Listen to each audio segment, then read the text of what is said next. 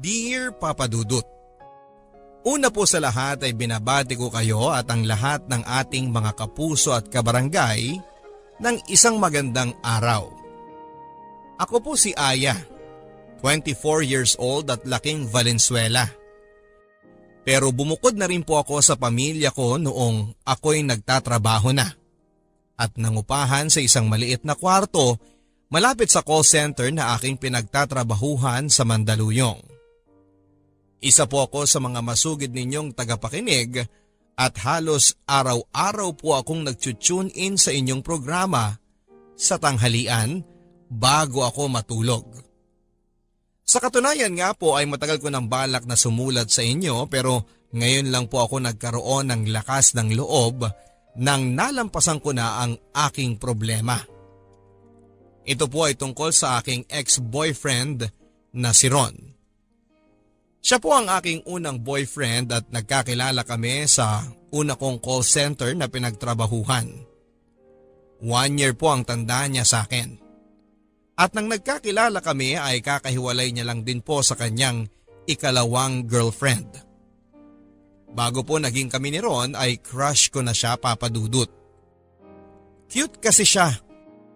Tahimik, mukhang bad boy at sa katunayan nga po ay ang codename namin sa kanya ng mga office mates ko na may mga crush din sa kanya ay Ruru. Dahil may pagkakahawig siya kay Ruru Madrid. May pagka-loner din po siya. Hindi masyadong nakikihalubilo sa mga tao. Kaya mas nagiging maapil po siya sa aming mga girls at gays dahil may pagka-mysterious po siya sa kanyang aura. Ni sa hinagap ay hindi ko po akalain na magiging close kami ni Ron. Dahil nga po parang wala siyang pakialam sa mga tao. Pero nang naging magka-teammate po kami at naging magkatabi sa cubicle, ay doon na nagsimula ang aming pagkakaibigan. Noong una ay matipid pong magsalita si Ron kahit na dinadaldal ko siya. Pero nang tumagal ay unti-unti na rin po siyang nag-open up sa akin. Friendly po kasi ako, Papa Dudut. Exact opposites kami ni Ron. Kung si Ron ay trabaho bahay lamang, ako naman ay kadalasan na nag-i-stay pa sa opisina para lang makipagkwentuhan o sumama sa mga kaopisina ko kapag nagkakayayaang kumain sa labas o mag-videoke. And eventually po, nang nagkaroon kami ng team building ay napilit ko rin si Ron na sumama sa amin. Akalain mo tong si Ron? May side palang ganyan? Oo nga nakakagulat. Ibang level ka, Aya. Maski ba to napapalambot mo, ah? Baka mamaya malaman na lang namin kayo na. Gagi. Pero why not? Ay sige, suko na ako ah. 3:00 na ng umaga. See you lunchtime, guys. Ako rin. Orlox na ako. 24 hours na akong gising. Ano ba yan? Wala pala kayo eh. Oo nga, 3:00 pa lang Actually, kaya ko pa naman. Kaya lang, baka malaking hadlang na ako. Ano? Basta, sige, good night, Ron and Aya! Oh, ikaw naman kumanta. Hindi, sige ikaw na. Mukhang bitin na bitin ka pa Hindi naman. Ngayon lang ulit ako nakapag-videoke after ng mga 1 taon. Ha? Bakit naman? Sa totoo lang, pastime kasi namin to ng ex ko eh. Ay, sorry naman. Hindi, okay lang. 4 months na rin naman kaming hiwalay. 4 months? Medyo fresh pa rin yun Mahal mo pa? Hindi na ano? Defensive. Hindi, kinalimutan ko na yon. If you don't mind my asking, bakit kayo naghiwalay? 2 years din kayo, no? Nanlalaki siya. Ha? I'm sorry. Lasing na nga siguro talaga ako. First time ko yung aminin sa ibang tao Paano mo nalaman? Nag-aaway kami.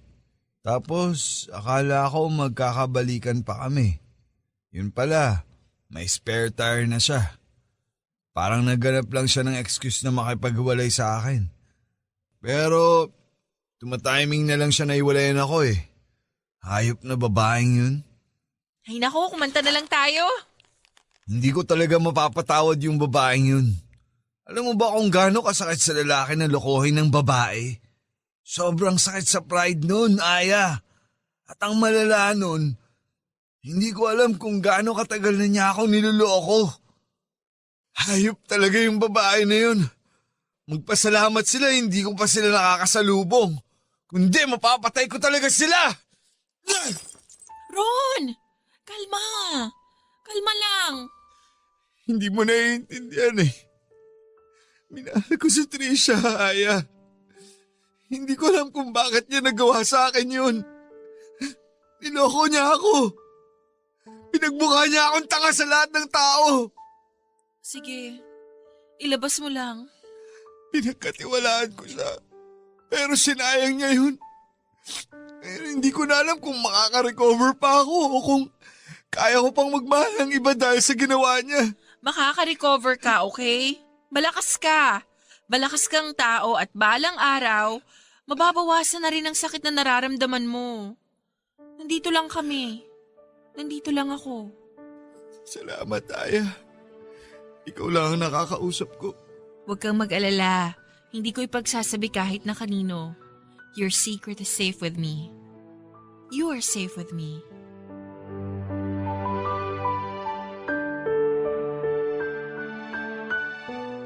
Mas naging close nga po kami ni Ron matapos ng team building naming yon, Papa Dudut. At napansin ko rin na mas naging maaliwalas na ang aura niya. At unti-unti na rin siyang nakikipagbiruan at kwentuhan sa mga teammates namin. At habang nagaganap po yan, ay nararamdaman ko rin na unti-unti ring nagbabago ang tingin namin sa isa't isa. At umabot na nga po sa puntong parang mag-MU kami at tinutokso na ng lahat ng tao sa opisina. Matapos ng 2 buwang pagkakaibigan namin ni Ron, ay nanligaw na nga po siya sa akin, Papa Dudut. At dahil may feelings na rin naman ako sa kanya, ay agad ko rin naman po siyang sinagot. Sa puntong yon ay pakaramdam ko na ako na ang pinakamagandang babae sa opisina namin. Aminado naman po kasi ako na hindi ako kagandahan. Charming lang. At dahil no boyfriend since birth din po ako ay pakaramdam ko na napakaswerte ko sa unang boyfriend ko. Gwapo na, mabait pa.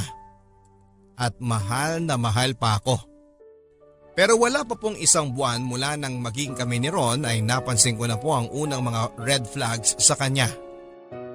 Naging napaka-protective niya para sa akin. At madaling magselo sa ibang lalaki. Nung una po ay kinikilig pa ako sa mga ginagawa niya at pakiramdam ko na parang prinsesa ako na binabakura ng isang knight in shining armor.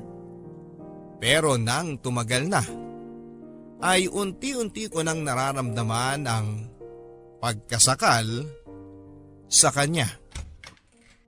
Babe, upo ka muna dyan. Magme-makeup lang ako ng mabilis. Bakit kailangan mo pang mag-makeup? Sa binyag lang naman tayo pupunta. Palagi naman ako nagme-makeup kapag umaalis ng bahay ah. At saka ano ba yung suot mong palda? Magpalit ka nga. Ha? Anong masama dito? Ang ikli. Ang ikli? Nasa tuhod ko yung haba nito, maikli. Basta magpalit ka na lang. Magpantalon ka na lang. Hindi bagay dito sa blouse ko yung pantalon eh. Di palitan mo yung blouse. Problema ba yun? Ayoko, malilate na nga tayo pagpapalitin mo pa ako ng damit. Malay ko bang magsusot ka ng ganyang kaiksi? Ano? Ang OA mo naman eh. Huwag ka nang marami pang sinasabi. Magpalit ka na lang. Ayoko, ito yung gusto kong suotin eh. Etong suotin mo. Ayoko, hindi ako magpapalit. Kung ayaw mo magpalit, hindi na tayo aalis. Hello? Ria? Hindi pa kami nakakaalis eh. Sabihin mo sa kanya na hindi na tayo pupunta. Baka sa reception na lang kami makasunod, Ria. May inaayos lang. Hindi tayo aalis nang hindi ka nagpapalit ng damit. Sige, Ria. Bye. See you. Aalis na ako. Ano nga alis? Sinabi ko nang hindi tayo alis eh. Pabayaan Hindi kasi mo ta- ako! Aalis ako! Dito ka lang! Dito ka lang sabi! Sige, iwanan mo ako. Ipagpalit mo rin ako kagaya ng ginawa ni Trisha. Ron, hindi naman ako si Trisha eh. Magtiwala ka naman sa akin. Hindi! Pare-pareho kayong mga babae. Lolokohin niyo lang akong lahat. Babe, Huwag mo ko hawakan. sige, magpapalit na ako. Hindi na. Huwag ka na magpalit. Umalis ka na. Sige, iwanan mo na ako. Sige na, magpapalit na ako, okay? Sandali lang, magbibihis lang ako.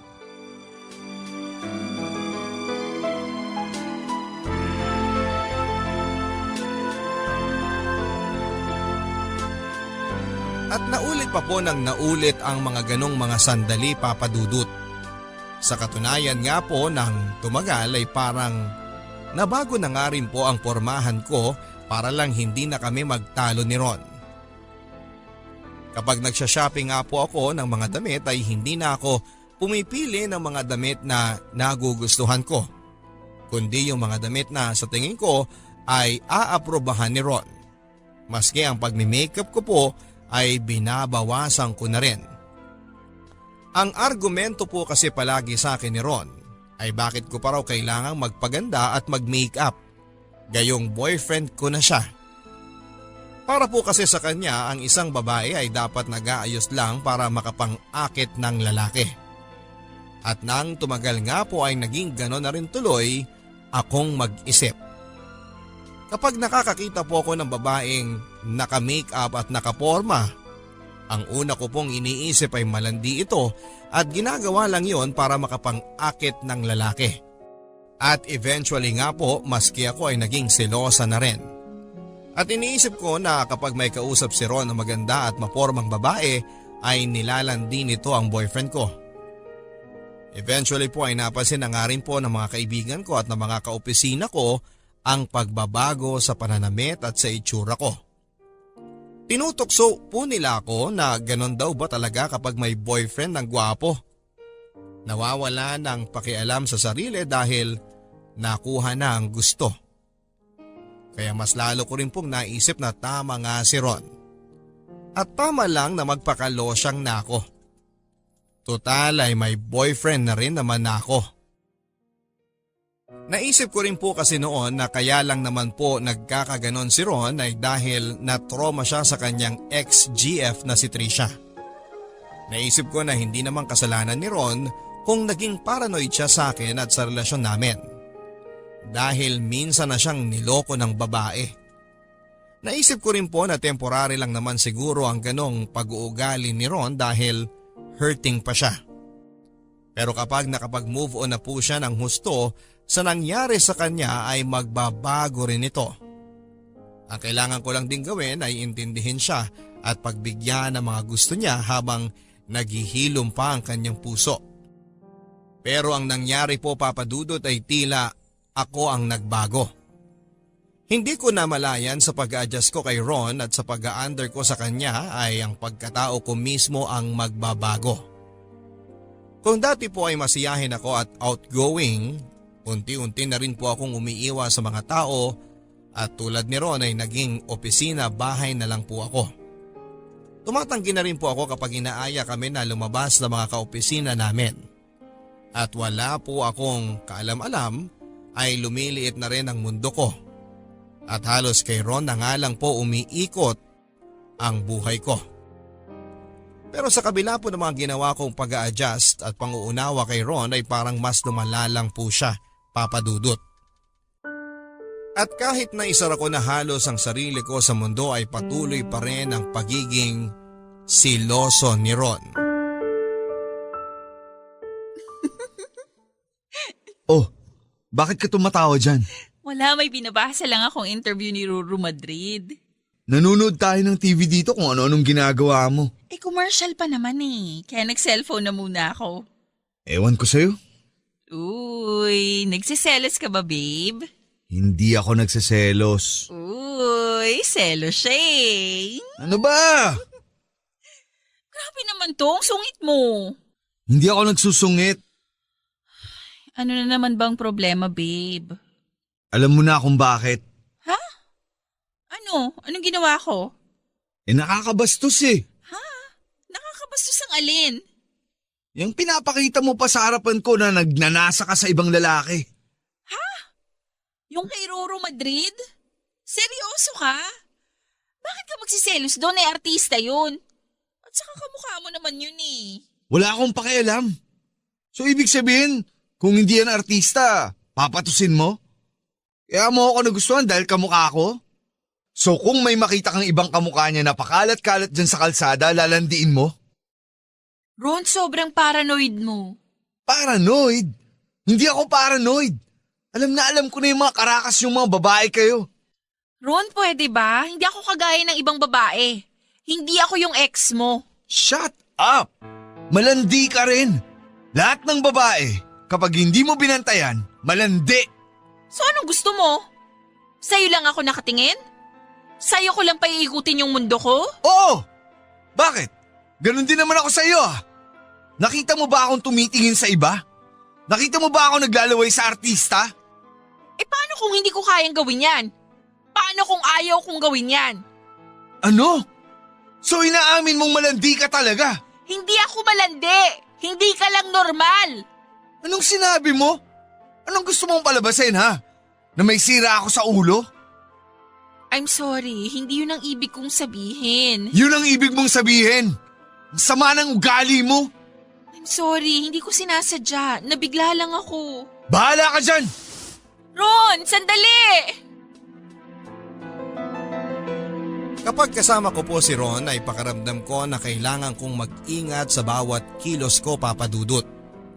Isang mali lang na masabi ko o isang reaksyon lang na hindi pag-ingatan ay pwede nang masamain ni Ron at mauwi agad sa away. At palagi ako ang pinalalabas niyang masama. Insensitive at makasarili. Minsan tuloy ay pakaramdam ko na ang sama-sama kong tao. At dinadala ko po ang lahat ng ito ng mag-isa. Mula din po kasi nang naging kami ni Ron ay naging madalang na ang pag-uwi ko sa bahay. At halos hindi na nga rin po ako nakakalabas kasama ng aking mga kaibigan.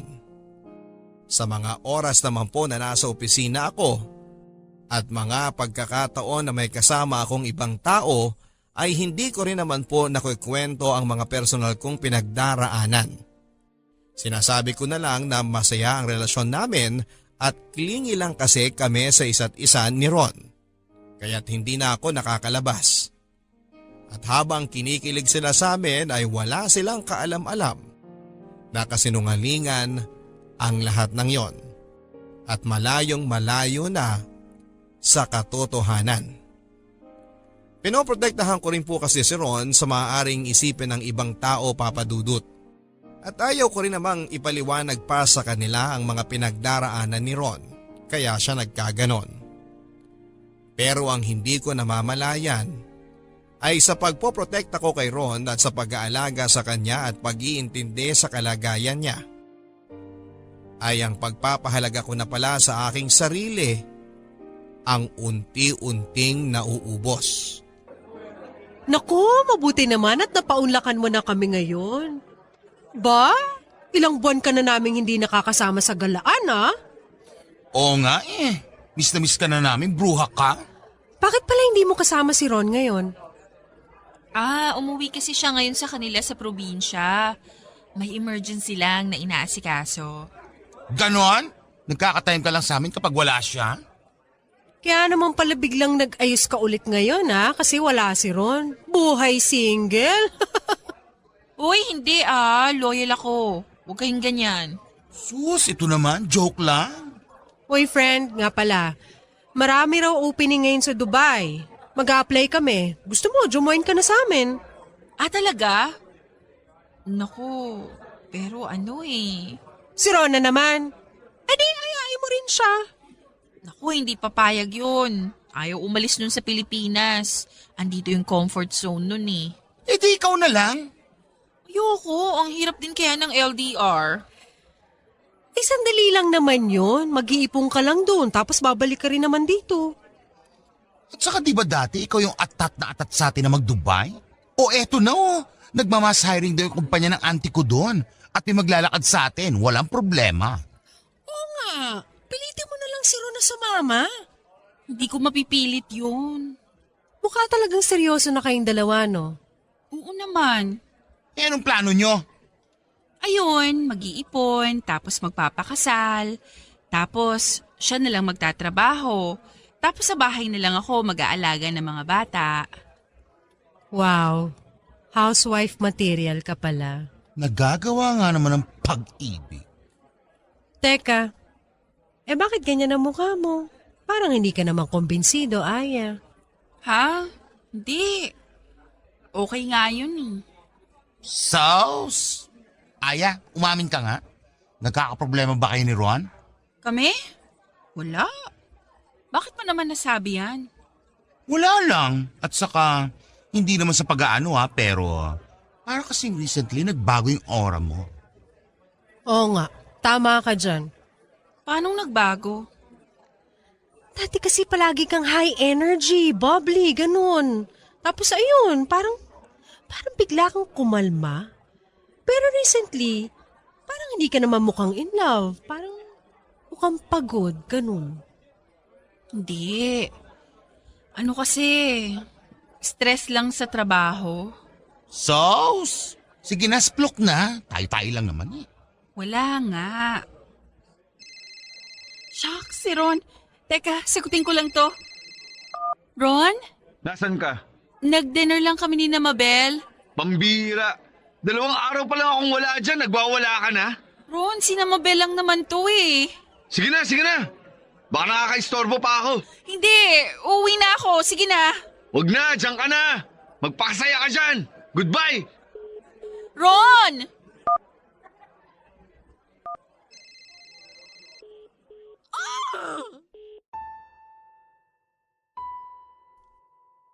Maraming beses na rin po kaming naghiwalay ni Ron, Papa Dudut. Pero palagi rin naman kaming nagkakabalikan.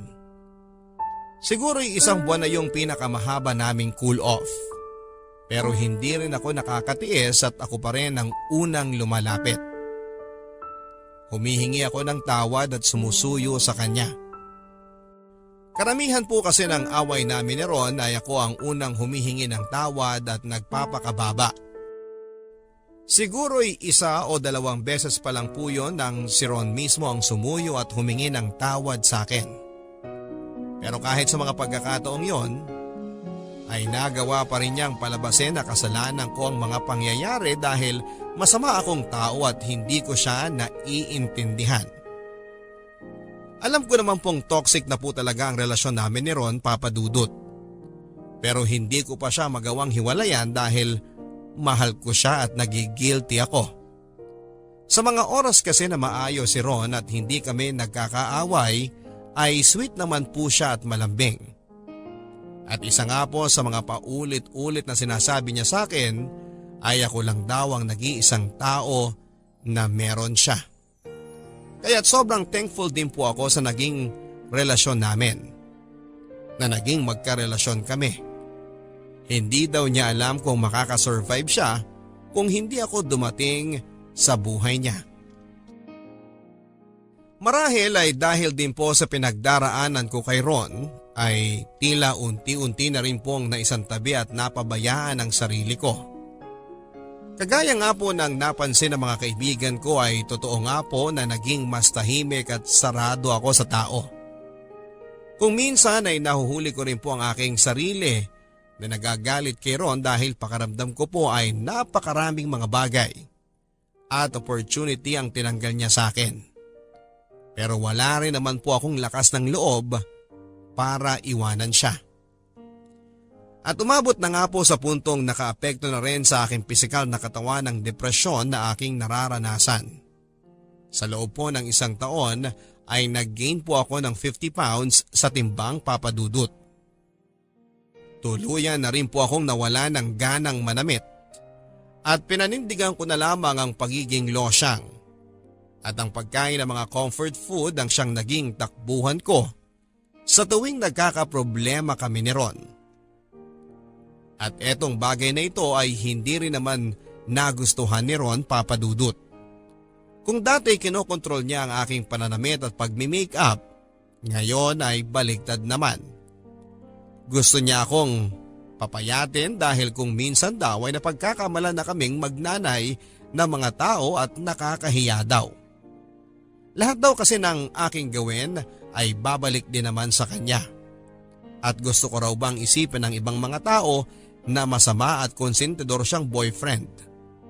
Kaya naman dumating na rin sa punto na pinaghigpitan ako ni Ron, lalong-lalo na sa diet ko.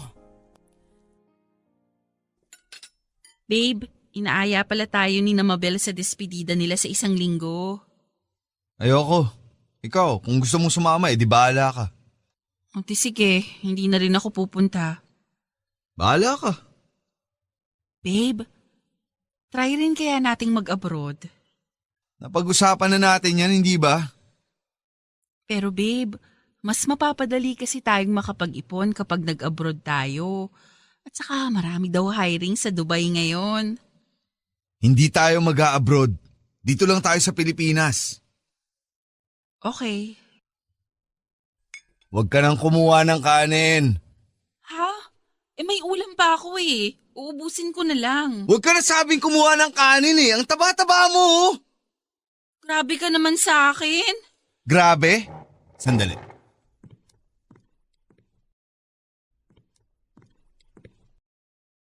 Oh, Ano yan? weighing scale. Tumayo ka dyan. Ano? Tumayo ka dyan at sabihin mo na grabe ako sa'yo. Ron! Tayo sabi! O, nakatayo na ako. Basahin mo kung ano nakasulat dyan. 185 pounds. Anong height mo? 5'3". Timbang ba yan ng normal na babae na 5'3 ang height? Hindi. Pwes, gawan mo ng paraan. Iligpit mo na yung pinagkainan mo. Oh, ano yan? Ang sama-sama mo naman kasi sa akin eh. Ako ang masama? Hindi ba't para sa kabutihan mo rin naman yung ginagawa ko? Kung isang araw bumagsak ka na lang dyan dahil inatake ka na sa puso sa sobrang katabaan mo, sinong sisisihin ng mga tao? Hindi ba ako rin? Nang maski ang pagkain ko ay kinontrol na ni Ron, ay doon na nga po ako nakaramdam na gusto ko na talaga siyang hiwalayan, Papa Dudut. At habang pinupwersa niya ako na bawasan ang aking pagkain kapag magkasama kami, ay bumabawi naman ako sa pagkain kapag ako na lamang. At sa puntong yun ay parang kumakain na lamang ako ng marami, hindi dahil gusto ko, kundi para makapaghiganti kahit na papaano kay Ron. At sa totoo lang ay umabot na ako sa puntong kain ako ng kain hanggang masuka na ako. At dahil bumukod na rin po ako sa pamilya ko ay wala pong ibang nakakaalam na umabot na rin ata sa utak ko ang stress na inabot ko sa pakikipagrelasyon ko kay Ron. Diring-diring na po ako noon sa aking itsura, sa mga pinagagawa niya at sa aking sarili, Papa Dudut. Kung bakit ako umabot sa ganitong punto at kung hanggang kailan ko matitiis ang maging bilanggo sa relasyong matagal na akong hindi masaya.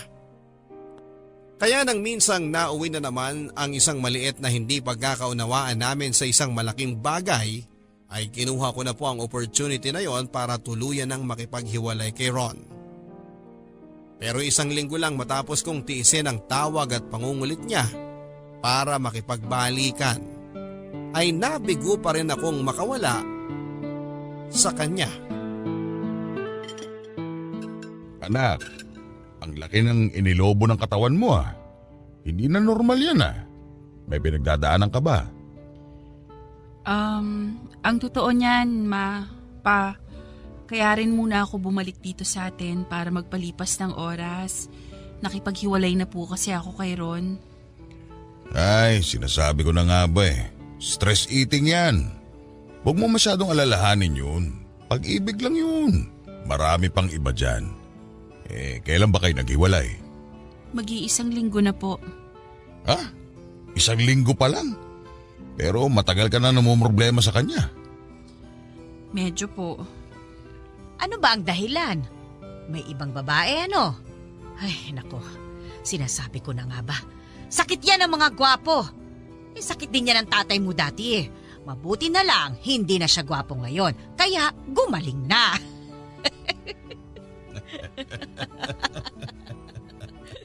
Sus, puro haka-haka ka lang naman sa akin nun eh. Wala namang problema. Teka, ano nga bang dahilan? May babae ba? Nako, iharap mo yan sa akin at bubugbugin ko yan. Hindi naman po. Wala naman pong third party. Hay nako, wag mo nang ipagtanggol. Pambihirang lalaki yan oo. Tumaba ka lang ng konti, ipinagpalit ka na sa iba. Tama na yan, makipaghiwalay ka na riyan ha? Marami pang iba dyan. Hindi nga po third party, ma. Sino kaya to? Unknown number eh. O ay di sagutin mo para malaman mo kung sino. Hello? Aya, nakasakay ako sa motor ngayon. 160 ang takbo ko. Nasa highway ako. Ano? Ma, sandali lang ha. Lalabas lang ako. Ron! Anong ginagawa mo? Kapag namatay ako rito, tandaan mo, kasalanan mo to. Ron, please! Itigil mo na kung ano man yung ginagawa mo! Sa bilang ng 3, bibitiwan ko tong manibela. Habang tuloy pa rin ang takbo ng motor, titinapon ako at wala din ako dalang helmet. Tsaka ang magiging kamatayan ko. Ron, please! Itigil mo na yung motor! Huwag mo gawin yan sa sarili mo! Maririnig mo ang lahat ng daranasin ko hanggang uliinig ako. Ron, please! Mag-usap tayo! Please, Ron! 1, 2, Makikipagbalikan na ako! Ron, please! Itigil mo na yan! hindi mo na ako mahal. Mahal kita, Ron. Please. Itabay mo na yung motor. Mag-usap tayo. Hindi mo na ako mahal. Walang nagmamahal sa akin. Mag-isa lang talaga ako sa mundo. Ron, please. Nasaan ka? Pupuntahan kita. Mag-usap tayo. Hindi mo ako mahal. Wala kang kwentang tao. Ron, please. Nasaan ka? Pupuntahan kita. Mahal kita.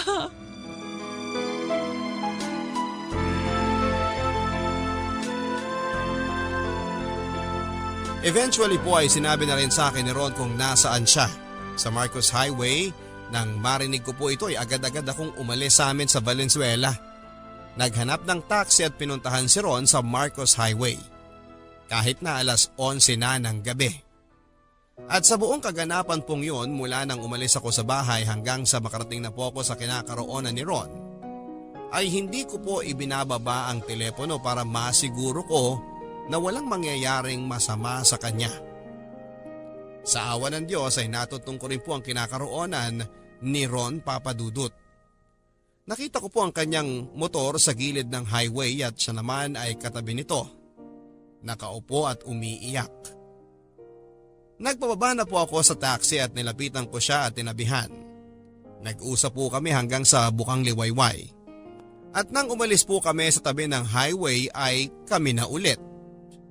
Pero sa totoo lang po Papadudot sa mga oras na yon, kahit na sinasabi ko kay Ron na mahal ko siya at ayoko na may mangyari sa kanya at mawala siya sa buhay ko, ang totoo po niyan ay guilt na lamang po talaga ang natitirang umiiral sa akin sa mga panahong yon. At takot na maging ako ang dahilan ng pagkamatay niya.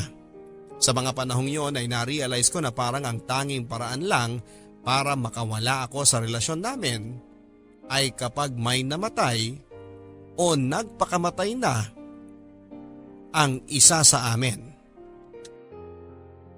Ngunit isang araw sa hindi inaasahang pagkakataon ay naospital ang tatay ko at halos 1 milyon ang inabot ng aming nagastos.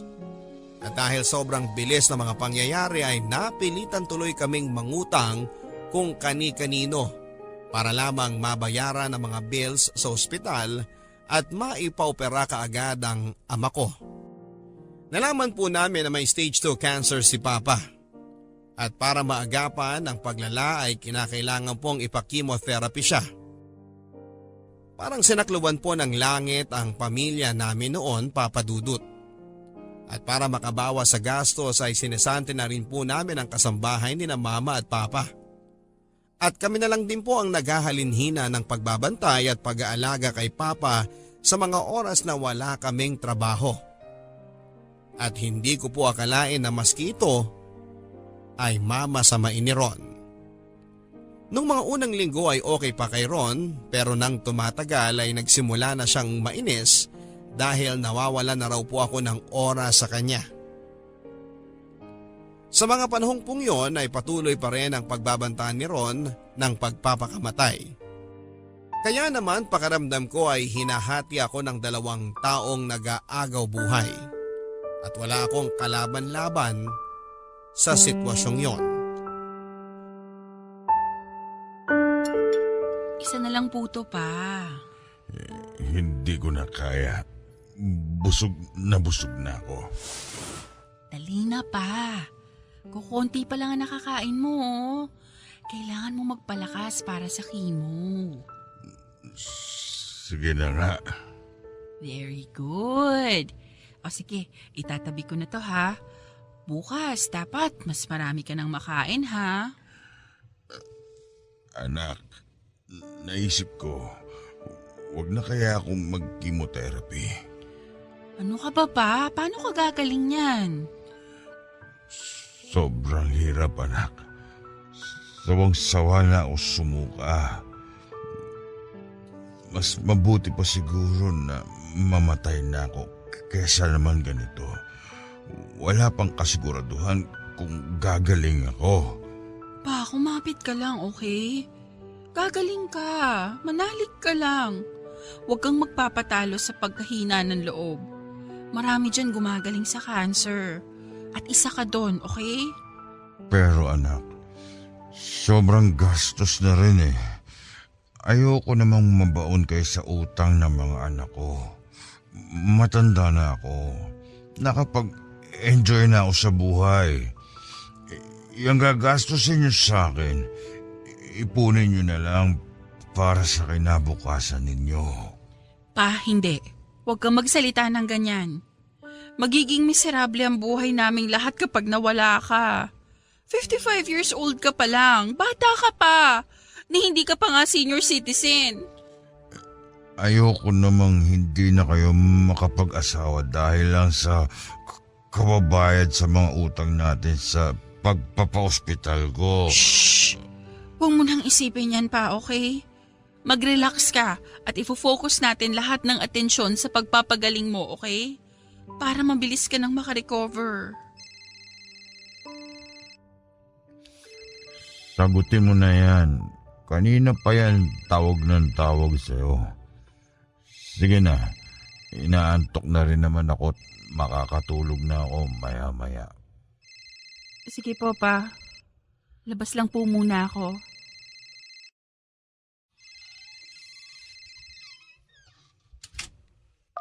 Hello? Bakit hindi mo sinasagot ang tawag ko? Nagluluto ako ng hapunan kanina. Hindi ko narinig yung tawag mo. Ilang oras na nakakalipas yun. Hindi mo man lang chinek phone mo kung tumatawag na ako? Sorry, busy kasi dito eh. Anong oras kita susunduin dyan? Ano kasi, may emergency daw si ate sa opisina ngayon. Hindi niya masabi kung kailan siya makakapunta dito. Ano ba yan? Nung isang linggo nagka-emergency din siya. Ganun talaga eh. Hindi naman maiwasan. Siyempre, na-promote na siya dun sa trabaho niya. Mas marami ng responsibilidad. At ikaw, paano na ang mga responsibilidad mo? Babe, responsibilidad ko si Papa. At ako hindi. Ilang linggo na akong malungkot at nag-iisa. Parang wala akong girlfriend. At sigurado ako, ginagamit mo pang rason niyang tatay mo para hindi makipagkita sa akin. Babe, ano ka ba? O sige, kung gusto mo, dito ka na lang pumunta sa bahay. Dito na lang tayo mag-date. Total, matutulog na naman na si Papa eh. Pwede tayong manood ng DVD sa salas. Ayoko! Bahala ka dyan! Hindi ka talagang maaasahan. Wala kang pakialam sa akin. Hello? Ron? Pesting boy to!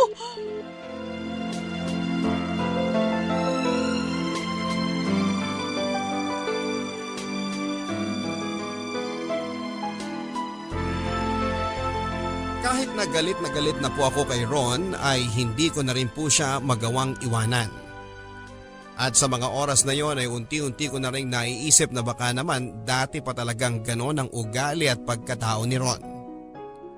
Na kaya sila nagkahiwalay ng ex-GF niya ay hindi dahil sa nanlalaki ang ex niya, kundi dahil napuno na rin ito ng toxic na ugali ni Ron. At aaminin ko po na kaya ko rin po naisip ang mga bagay-bagay na yon ay dahil unti-unti na rin po ako nagkaroon ng mga pantasya na isang araw ay may isang lalaki na darating sa buhay ko. At ililigtas ako sa pagkakabilanggo kay Ron at sa lahat ng mga problema ko. Pero mabuti na lamang po na kahit naroon ako sa ganoong marupok na estado, ay hindi pa rin po ako nagpadala sa tukso at sa mga padalos-dalos na aksyon na alam kong pagsisisihan ko din balang araw. Bukod pa dyan ay tadtad na rin po ako ng problema sa pera dahil sa pagpapagamot ni Papa. Kaya naman as much as possible ay tinatatagan ko na lamang ang aking loob. At pinagbibigyan na lang din sa abot ng aking makakaya ang pagiging demanding ni Ron sa oras at atensyon. Kahit na may mga oras na gusto ko na ring magwala at makipaghiwalay sa kanya. Eventually po ay talagang nagkapatong-patong na po ang gastos namin sa pagpapagaling ni Papa. Kaya give up na rin po namin ang inuupahan kong apartment para makatipid. At umabot na rin po kami sa punto na nagsanla na nga kami ng mga alahas. At nang naabot na po namin ng rock bottom, ay doon ko na po talaga naisip na pag-a-abroad na lamang ang magiging solusyon para agad kaming makabayad at maiwasang malubog sa interes ng aming mga pinagkakautangan. Kaya lingid po sa kaalaman ni Ron ay nag-apply ako ng trabaho sa Dubai. At sa puntong yon ay hindi ko na po naisip kung magagalit siya o hindi. Ang iniisip ko na lamang po ay kung makapasok ako sa trabaho ay doon ko na lamang haharapin ang sitwasyon. Ang kaso po, Papa Dudut, ay nakapasa ko. Babe, may sasabihin ako. Ano yun? Babe, alam ko na pag-usapan na natin to. Pero bakit hindi natin subukan na mag-abroad? Alam mo naman na palang napag-usapan na natin eh. Bakit pinag-uusapan pa natin yan ngayon? Babe, ano kasi, nag-apply ako sa Dubai. Tapos nakapasa ako. Bakit hindi mo kinonsulta sa akin yan bago mo ginawa? Alam ko naman kasi na hindi ka papayag eh. Alam mo naman pala eh. Bakit ginawa mo? Gusto mo akong suwayin? Gumagawa ka na naman ng bagay ng palihim sa akin. Pinagmumukha mo na naman akong tanga. Babe, hindi. Hindi kita gustong pagmukhaing tanga. Natatakot lang ako sa'yo. Sa magiging reaksyon mo. Natatakot? Bakit? Ano ba ako? Halimaw ba ako para katakutan mo? Hindi. Ayoko lang na pagmula na naman ang away natin to. Pero ginawa mo pa rin. Nag-apply ka pa rin. Nang hindi ko pa alam. O ano ngayon? Hindi ba't nauwi rin naman sa away? Huling beses mo nang gagawin ng ganyang bagay sa akin. At hindi mo tatanggapin ang trabaho na yan. Babe, please. Para naman to kay Papa eh. Huwag mong gamitin ang tatay mo para makalayo sa akin. Ha? Babe, hindi ko gustong lumayo sa'yo. Sinungaling! Gusto mo akong layuan. Nararamdaman ko, matagal na. Ngayon ganyan ang nangyari sa tatay mo. Sasakyan mo yung kaganapan na yan para makakuha ka ng rason na makipag-iwalay sa akin. Babe, kaya nga kita inaaya na mag-abroad tayo, diba? Ha! Tumigil ka! Sinungaling ka! Gusto mo akong takasan! Babe, please! Tumigil ka sa kaka-babe-babe mo! Hindi ka na nahiya! Gagamitin mo pa ang tatay mo para lang umiwalay sa akin! Ron, please! Tama na! Pagod na ako sa'yo! Paulit-ulit na lang tayo Pagod na pagod? Ha? So ang tagal mo na nagtitimpi sa akin, ganon? So totoo nga, gusto mo akong iwalayan. Eh kung sabihin ko nga! Ano? Paano kung gusto ko nang makipaghiwalay sa'yo? Animal ka! Sinampal mo ko? Sinasampal mo pa ako ngayon? Lumalaban ka na, ha? No!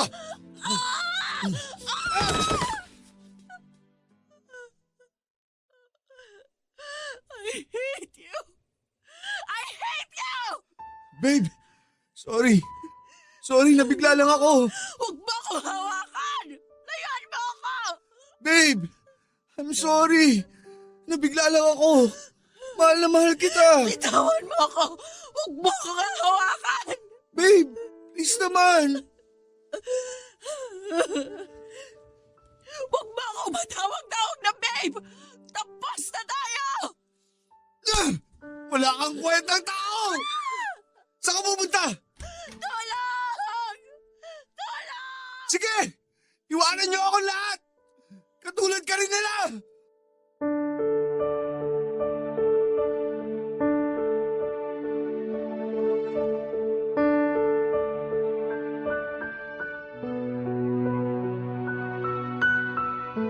Kahit na hindi po ako hinabol ni Ron ay dumiretso pa rin po ako sa barangay upang i-report ang nangyari.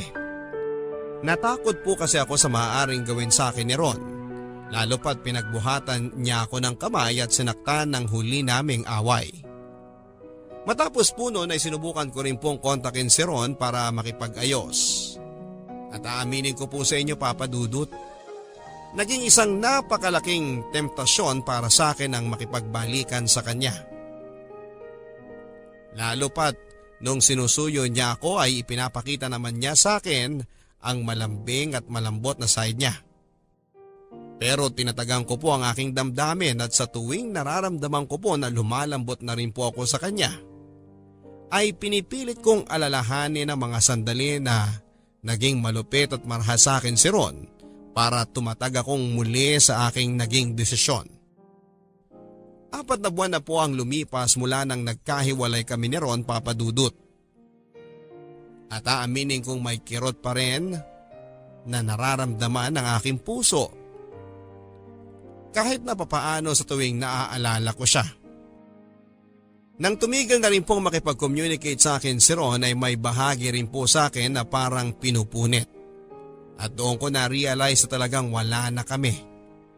At tapos na ang lahat ng paghihirap ko sa kanya. Masakit, Papa Dudut.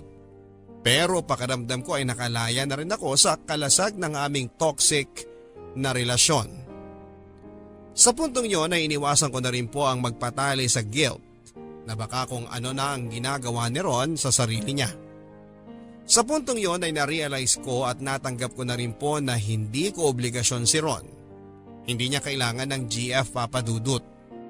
Ang kailangan niya ay ang magpatingin sa espesyalista. Ngayon ay binabalikan ko na ang lahat ng mga nangyari sa amin ni Ron.